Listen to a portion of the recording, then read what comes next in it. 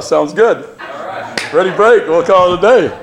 So what's today like for you as your defensive coach when guys put the pads on and finally get to what football is? You know, to tell you the truth, when you go the way that we practice in shells and in full pads, it's not really that much different. You know, I mean, when we go live on Saturday, you know, you'll get a chance to, hey, really get the idea of pads. But for us, you know, having a chance to thud and strike a guy and do all that, it's been happening for a few days. So, you know, that first day of pads was really good. And now it's, hey, how many days in a row can we stack? You know, we had a good day on I'm trying to think, I don't even know, what day is it? It's okay, so Wednesday. So our first day of pads was Saturday, and we had a good day then, you know what I mean? Then we went shells again, and so we're stepping into that. But we've had a few good days in a row, you know. I mean, the defensive line's been playing really good, and the backers having a chance to fit and actually see things as they're going to happen in real instead of just, you know, those no pad days. It's like pajamas and, you know, a fit party. It's not quite the same, you know. Jay was in here on Monday and said he wasn't pleased with the practice. Was that specifically the offensive side of the ball, or was that something that you saw defensively? You know, I don't know. I don't ever watch it from that side. I think as coaches, we always take in what we have, and then, you know, you could go out and ask the coaches who won, and everyone will say, you guys kicked our ass today. You know, it's kind of how it works. So, but it's a deal where, you know, right now with the guys up front, we're pretty excited with those guys. You know, I mean, there's a ton of depth up front. It feels different with those guys, you know, having some defensive ends in camp and a lot of depth, and guys can rotate through and stay fresh and do their job. And inside, man, we got some really good football players in there that are clogging things up. So it's making it so you can say, okay, hey, what can we run here? We can tweak that. We can do some things like that because our D-line is playing at a pretty good level right now. I know Mike Job is a freshman, but obviously he was really highly touted crew. What are the opportunities or chances when it comes to him maybe seeing the field this year? You know, well, a guy like you look at what he is, you know what I mean? His skill and his specialty is pass rush. So whenever we get those opportunities, we're really trying to say, okay, hey, how far can Bai come along and play in those kinds? And everybody has their own little niche in that role. You know, whether it's a corner or a linebacker or whatever, if we feel like we can find a role, something that they can do, well, we're going to try to feed them that role as much as we can because it's something they're naturally good at. Like Bai, he's naturally good at pass. Okay, let's get him in pass rush. Now we got to teach him all the other stuff as we keep going because he's not as good at defending the run game, but those steps will come. But when they're young like that, and you can say, hey, listen, here's a guy who can rush and change direction. Okay, well, let's feed him in there. Like today, we just got done with 2 minutes. You know, he had some rushes in there, and it was good to see him. You know, we'll try to mix him up and put against everybody to see where he's really at. You know. Can you talk about having Antoine Swindon's back on the side as a GA, what it means as it relates to connecting with the new generation of athletes coming in? Oh, it's great, you know, to have a guy who played here, who's a Spartan dog, who's been in their shoes, you know, it's a wonderful thing. And to have those relationships really is a big key. I mean, if you talk in truth in society as it works, there's things that I can't connect with all the guys in the linebacker room with. And he does a great job with those connections. So as we talk, you know, it's like you get a complete feel for the guys. And it's been really beneficial to us, especially in the linebacker room, you know, because he's a guy that's been in their shoes, been there, and they can confide in him things that they don't feel like they can do to me because they have different relationships. They have different backgrounds, you know, than I do. So it's been, you know, all the diversity we can have is wonderful on the staff, but a guy who played here and knows what they've been through and knows how it's done. You know, he can help hold them to the standard that he wants it to be anyway. You know, just like all the rest of Spartan dogs. You know, fans see it. You know, he wants the same thing they do because he's an ultimate fan. You know, he played here. You saying you're not cool enough? You know what? I'm me, man. I'm old. You know, that Twitter stuff. I'll do Twitter, but when they get on Instagram, so I'm like, you know, hey, that's tough. That's tough for us old guys. I know it's early, but the first couple days, have there been maybe 2, 3, 4 players that came in and you like, oh, they're ready. You know, they're ready to go. Yeah, you know, the guys that we had in spring really are the guys that you're like, hey, you're pretty excited about. You know what I mean? The guys like the Jordan Halls. You know what I mean? Jalen Sammy came in. You know, and he wasn't here in the spring, but that guy's a ready-made football player for you. You know, you got a guy like Tamise who, hey, he's going to add some toughness and quality to the edge and do some things that you're like, geez, now that's a guy who can beat up a tight end in a 6 technique, you know, having Zion back. You know, some of those guys that you haven't had a chance to see play a whole lot, you know, it's just exciting to have, like, all of them back and they're in their fits and be able to put those pieces in there. You know, one young man that's actually pretty good at standing out kind of on the edge, Sean Brown, you know, we put him out there at corner, you know, Chance Rutgers playing a little bit, you know, we're trying to mix those guys in with the ones to see who we have. You know, sometimes they can get stuck going against younger dudes and they look really good, and then you throw them against ones and let's see where they really are. So they got a chance to run some with the ones yesterday and today. So we're figuring it out, those things, but there's some guys in there that we're excited about for sure. Scottie, I'm sure you'd never want to go through last year again with all the attrition, but Sure. how much can that experience help your guys with the depth that you built? You know, I think it's a combination of things. I think when you're in meetings, the attention to detail is different because they can connect with, you know, I might be a 3 right now, but the guys who are here on the field, hey, I was a 3 like game 1 and I was a starter by game 3. Like that happens fast, you know, and I think that when they see that, especially the upperclassmen, they do a much better job, like keep holding each other accountable. You know, I mean, they'll pick at each other like, hey, no, this is something you need to write down. You know, they're on each other about those things. And so I think that just that helps. And then when you get into drills, you don't get the, well, I'm not really going to, I could be doing this in a game fast, you know, so everybody's level of competition picks up a little bit, you know.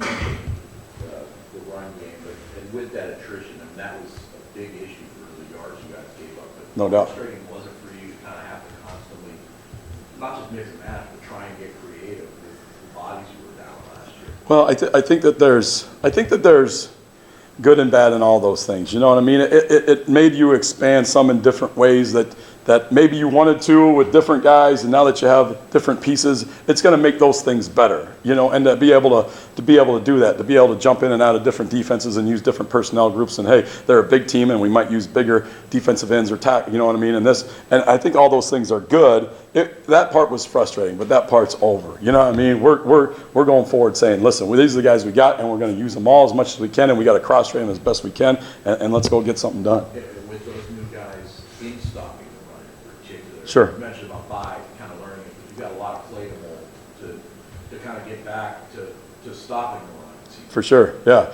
And you know, just with, you know, when you have depth and you can say, okay, Zion's here, and then, you know, Brandon Wright's here, and then the very next play, you got a guy like Andrew Pape there. You know what I mean? They're all big physical guys, and to do that to a tight end or attack, you know, hey, 2 plays and this guy's in, then you could wear a guy down, you know, because usually you're not subbing a whole bunch on the offensive line.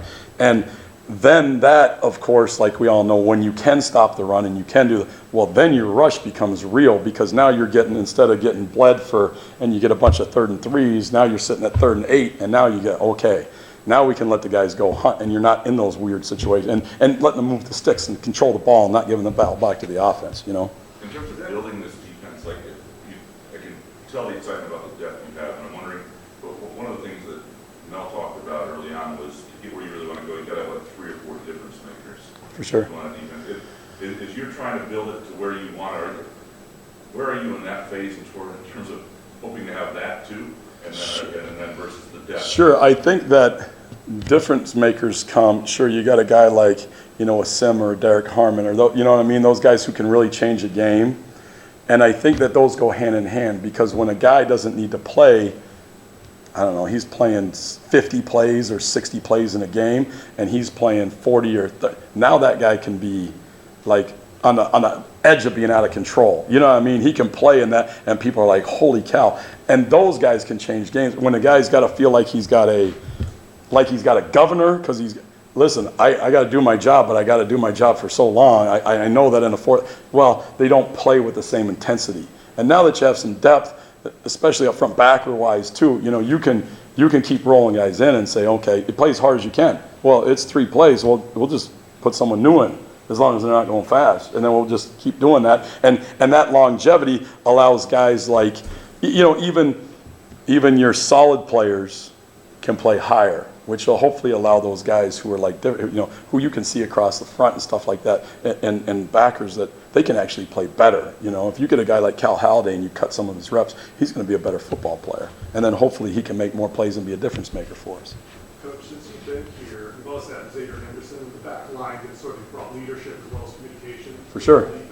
Yep. How do you replace that? Have you seen any of the younger players that might be able to fill at least some of those roles? Yeah, I think that the back end, maybe it was you know, and we saw it happen last year, you know, the back end depended on X so much that when he went down, the communication got worse. I think it's a deal where everyone just depended on him. And now it's a deal where the communication and the chatter amongst the whole crew is better because he's not there. They're not letting him handle, they have to handle their things and they're talking back and forth. And it's actually been better in the shell than it's been, even though X handled most of that stuff. The other piece is the linebackers with Cole and Cal and guys like that. They've taken over some of those things. So the chat, when you line up, it actually starts to sound like football. You know, there's people talking, hey, this is lawyer, this happened, this, and everyone's talking to each other, and you're like, hey, that's what it's supposed to look like, you know, and that's what you can hear them when they line up, and you can say, okay, we're getting closer. But I think some of that was they leaned on X so much to do that because he did run the whole show. I think it might be better now that if, you know, a piece drops, at least we have other people that can do all those things and help him out, you know, or help out whoever went down.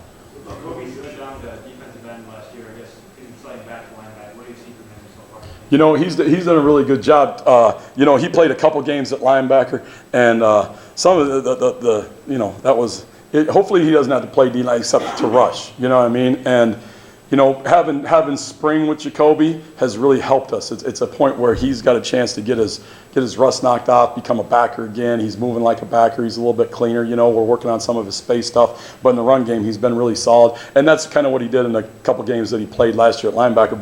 But we feel like his level of play at back has gone up because he's had more time and more reps and got used to doing that again. We never really got a chance to see Halladay and Whitmer play together much at linebacker. Correct. What do those two look like together?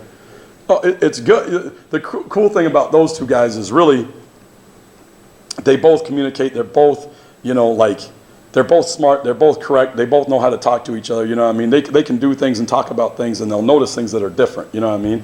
And when you have two big bodies like that, you know, if it is something that, you know, it's a gap scheme, power, whatever, you know, they're starting to run down. You got a chance to get some guys who can go downhill and strike people too. You know, so for them two, it's nice because they can feed off each other. They know how to play off each other. You know, whether one guy runs through and a guy overlaps or they decide to take it inside. Now, you know, I mean, they do a good job with a feel for each other. You know, the third guy, Brule, in there too. He's done a really good job as those pieces fit. And we've been trying to mix it up, to tell you the truth. Like playing with different guys every day with, you know, sometimes there are one, sometimes there are two, whatever, and we just kind of mix and match them so that they can get used to playing with different guys because that's how the game's going to be, to keep them all fresh. You used them last year, Brule and Cal, and then you had Van Summer, and we went from some of that 4-3. Yes. And that's kind of, we touched on it a little bit at the end of the year, but I mean, does that allow you, I mean, how, getting to see that, is that something you can implement more? Oh yeah, it all depends on what offensive personnel you're seeing, right? I mean, if they're a team that is going to be 3 wides or 4 wides or stuff like that, well, we don't want as many big bodies in there running around, you know. And it's something that we were trying to do with Snow when we first, you know, moved him, was to be that third guy, and he could play some stack backer and be on the edge and do all this.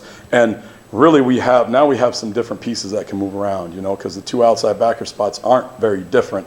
And so those 3 guys, if they're, you know, if they were to roll out there and be in, you know, with 2 tight ends in the back or 2, you know, fullback, you know, like Iowa, well, yeah, we're going to put those guys on the field. You know, if they start to get spread out, well, then we'll take one of those guys out and let those guys roll and put in another DB.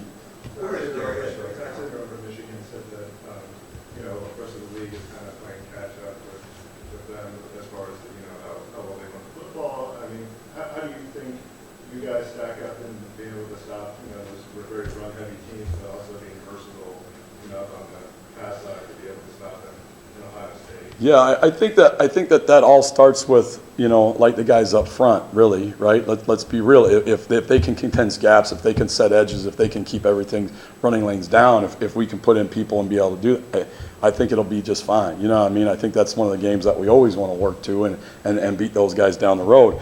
But you know, as we work, it really starts with the front dudes, you know, and then as they add people to the box, we'll just keep adding people to the box, and if they put another dude, well, we can put another guy in, you know, and I think that's the matchup. And then here's the great thing about having depth at D-line. And then when you switch to one of those pass-heavy teams, well, when you roll, rushing a passer takes the most energy out of anything, you know, and if you got guys who can beat the guy in front of them or at least make the quarterback move, that's as helpful as almost everything. You keep them in a but you're making a move, you make them feel uncomfortable. Well, that's where it all starts up front, and that takes the pressure off of everything behind it, whether it's the run game or the pass game. Where's Darius right now with this problem? He's doing pretty good. He's out there. He's able to do some drills. He's not quite ready yet, but I mean, that's an injury question for the Bosch. But he's out there. He's working with us. He's moving around. He's doing some of those stuff. So we're excited to get him back as soon as we can.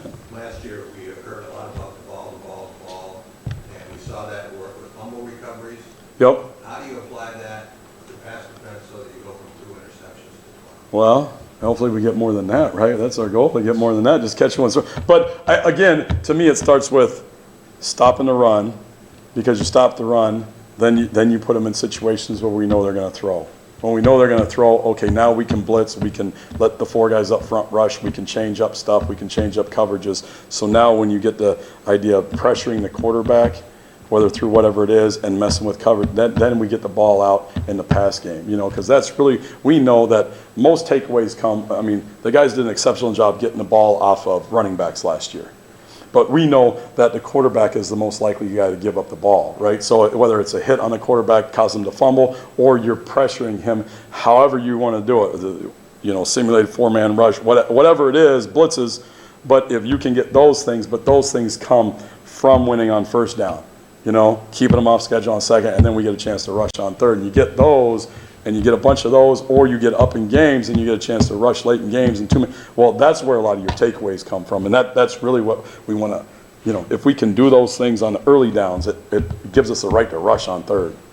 Last year, Brandon was hired, obviously, and it seemed like the emphasis was placed on the pass rush. Would you say that the focus has kind of shifted more to, stopping the run, as you kind of alluded to? I think it's both. I think that's where you got to start, though, every time. I think if they run the ball, people don't want to or need to pass, and if you can stop the run, then it allows you to be able to rush, no doubt, and I think that's where we're at right now in fall camp, because like team run goes really is how our team's going to go. If our offense can run the ball and we can't stop it, well, we're going to have, you know what I mean, and vice versa. So that's where the battle comes up, and if we see a ball fall for just a couple, we're mad on that day, back to your question early, but if the offense doesn't see balls popping, then they're mad on that day, so it's a give and take, and we all could be mad because it was just a little game, Do you think that the size of the line this year may surprise some of your opponents?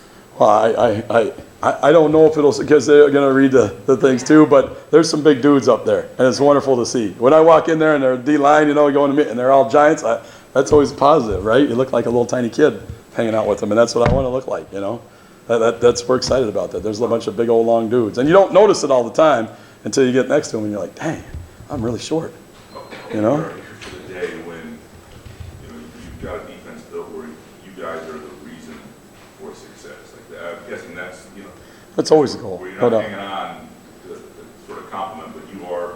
Is that something obviously that's what you want, but I'm just always. Are you for that? And how close are you to that?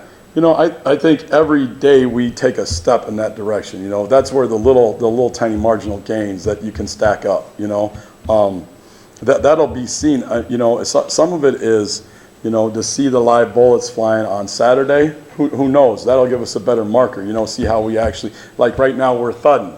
So can I wrap and squeeze? Well, there's a guy kind of outside. I don't want to. So it turns into. Are we going to finish that play? Those are the plays that, on Saturday we'll be able to answer better, because those are the plays that we'll say, listen, well, as an offense, we could look at it and say, hey, you got knocked down right there, but as a defense, no, he would have fell forward. Okay, what is that, a win or a loss for us? You know what I mean? Is that going to be 3rd and 3 or 3rd and 5? That's a big difference, and you can't see that until you can actually go live. So as we get closer to that, how well we actually tackle, how well we can shed blocks in live situations and make a play after, how well we can get the quarterback to move and actually hit a guy maybe, you know what I mean? Like not during camp, but when we get in, those will be the big tells for that, and say, hey, can we dominate games and win because of us? Well, that goes back to the takeaway question as well. When we get a bunch of takeaways, well, we can win games because of that. You brought up Jalen earlier. You brought in 2 guys from transfer, Roberts and Smith in the secondary. How Yep. are they blending along with Samar in terms of the older guys who play a lot of football with the younger guys you're trying to bring along? Sure, I think those guys all do a good job. You know what I mean? Coach Barnett and Coach Salgado do a really good job with keeping everybody in that room just, You know, hey, there's no egos. You know, so for everybody to come in, really they're all trying to bounce things off. And to have some experience in there and have guys talk to them, hey, this is how, you know, maybe some of the routines we had. Well, this is some of the things that X did. You know what I mean? And that balance is really helping that young group of DBs that we're really excited about growing up. It's really helping them because they can take different things and they learn from them all. What are things going on corner specifically right now? Corner, it's good. Right now we're throwing everybody out there. Like I said, you know, we're playing guys and see what everybody can do. Everyone's playing against the ones. Everybody's playing against the threes. So really what we're looking for is to say, okay, hey, you might look really good against this guy, but let's get our best against your best and see where we're at. And I think that, you know, some of the young guys get shocked a little bit that right away, you know, and that's what you want to do. You want their eyes to get big on the field, you know, oh my gosh, I got you, okay, and then come back the next day, okay, now I got the same rep against whatever, and I'm going to go take it. Now I'm going to have a little bit more success, and I follow that. So they're building, they're getting better, you know, and the young guys are coming. You know, it's not going to be as ready-made as maybe our front, but they're building. Carl said that last year, you know, the injury to Darius Snow really changed it changed everything with how you want to play the defense. Is there anybody, you know, given, you know, his uncertain status, I guess, going into this season, is there anybody that's kind of emerged that can play a similar role and has a similar skill set? Yeah, it's just different. We'll use different bodies for different things. You know, like later in this, we used 3 backers. You know what I mean? When they were big, if there was a deal where they had another tight end that was more of a receiving tight end, didn't play. We played with 3 safeties sometimes. You know, I think those are the kind of things we're gonna have to do this year too, to be able to, hey, mix and match. What is this guy? You know, we got guys who can cover a tight end in space. You know, we got guys who can play in a box, and it depends on what kind of personnel you're going to see. Excuse me, is how we can match that up. You know, we'll just use different bodies. How important do you think it might be to develop a player that who can play that kind of hybrid? I don't know. If you have it, it's great. Here's the truth. If you have it, it's great because you leave the guys on the field. You know, if you don't, then you want to use the pieces you can. You know, like we would prefer, like right now, Kobe's one of our best rushers still, right? So we want to be able to use him in those situations. Well, when he leaves, do we need to recruit a guy or have a guy that's just like him that plays inside back or ND? Well, no, but if we have that, we're going to use it. You know, so it's kind of, hopefully with the DNs we brought in, well, we don't need to do that. You know, like, let's let these guys rush, you know, and let the backers play backer. But all those things depend on who we can get and who we bring in and who we keep growing up. Thanks. Last one for Coach.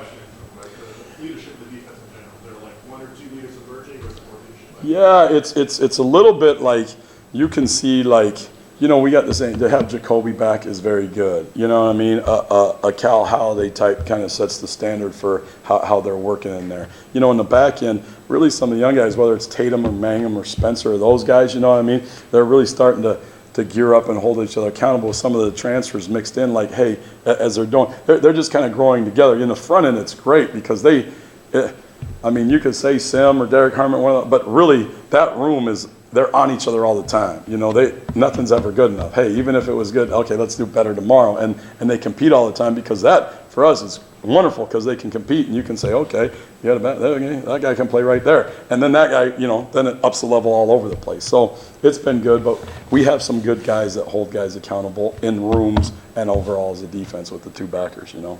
So, all right, thanks for your time. Good seeing y'all. Coach Reynolds.